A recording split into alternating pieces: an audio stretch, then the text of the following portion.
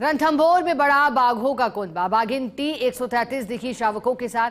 बाघिन T93 और बाघिन T96 की बेटी है। T133 जोन 2 में गांधरादेह क्षेत्र में दिखी है 2 शावकों के साथ।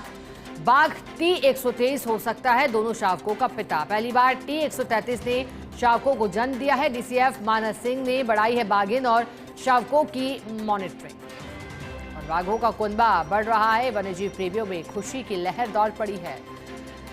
बता दें कि बाघिन T133 शावकों के साथ दिखी है। बाघिन T93 और बाघ T96 की बेटी है T133।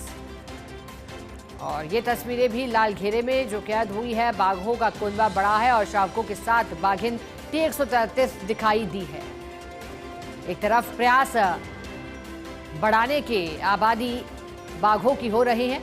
बाघ संरक्षण के लिए विभिन्न योजनाएं लाई जा रही हैं।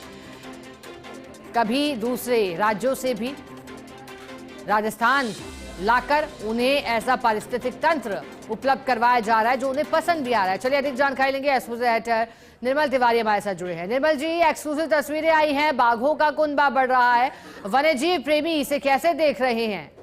निश्चित तौर पर देखिए शिखा, बड़ी खुशखबरी और रणथंभौर तो बेजोड़ है इस मामले के अंदर की सबसे ज्यादा साइटिंग, सबसे बेहतर जो वहां का जो एक पूरी जो टोपोग्राफी है, वहां का जो इकोसिस्टम है, निश्चित तौर पर बेमिसाल है।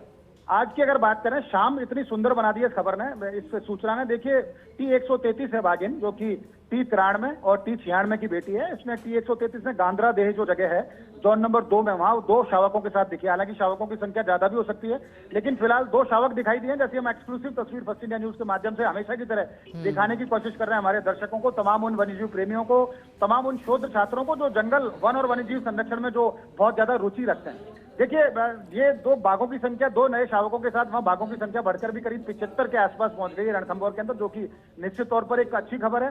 और जो T133 की जिसकी मैं बात कर रहा हूँ, ये इसके जो शावक हैं उनकी उम्र करीब 2 माह के आसपास है। और चूंकि ये शिफ्टिंग का दौर होता है, जब उसके बच्चे किसी बाघिन के 2 माह के हो जाते हैं तो तभी उनकी दिखाई देते हैं वहां पर। तो DCF मानस सिंह जो है, उन्होंने पूरी टीम वहां पर लगा दी है मॉनिटरिंग के लिए, ताकि किसी भी तरह से बाघिन और उसके शावकों को कोई समस्या ना हो। उनकी राउंड द क्लॉक निगरानी की जा रही है, उनकी कोशिश की जा रही है कि उनको किसी तरह की किसी भी तरह की परेशानी ना हो। साथ ही साथ ये भी मैं बताने की कोशिश करूंगा कि ये जो T133 के जो दोनों शावक है, इनका जो पिता है वो T123 को बताया जा रहा है, क्योंकि T123 के साथ इसकी मैटिंग हुई थी पिछले 5-6 महीने पहले, और उसका नतीजा ये है कि इसने एक खुशखबरी दी और पहली बार ये T133 जो है वो मां बनी है।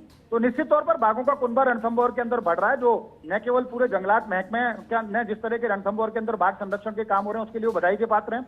रणथंभौर की पूरी टीम, जिसमें शारदा प्रताप सिंह वहां के फील्ड डायरेक्टर हैं, वहां के DCF मानस सिंह, DCF टूरिज्म संजीव शर्मा, निश्चित तौर पर इन लोगों का योगदान बहुत महत्वपूर्ण है। और मुख्य वन्यजीव प्रतिपालक अरुण प्रसाद जिस तरह से काम कर रहे हैं, जैसे उनको वाइल्ड लाइफ के अंदर उनको CWLW का पद मिला, निश्चित तौर पर बहुत जोरदार नवाचार देखने को मिल रहे हैं। तो निश्चित तौर पर रणथंभौर सरिस्का हर जगह से खुशखबरी का दौर चल रहा है। और चूंकि कुछ बाघिन और उनके शारीरिक संरचना में बदलाव नजर आ रहा है, तो हो सकता है जल्दी वो भी खुशखबरी रहे।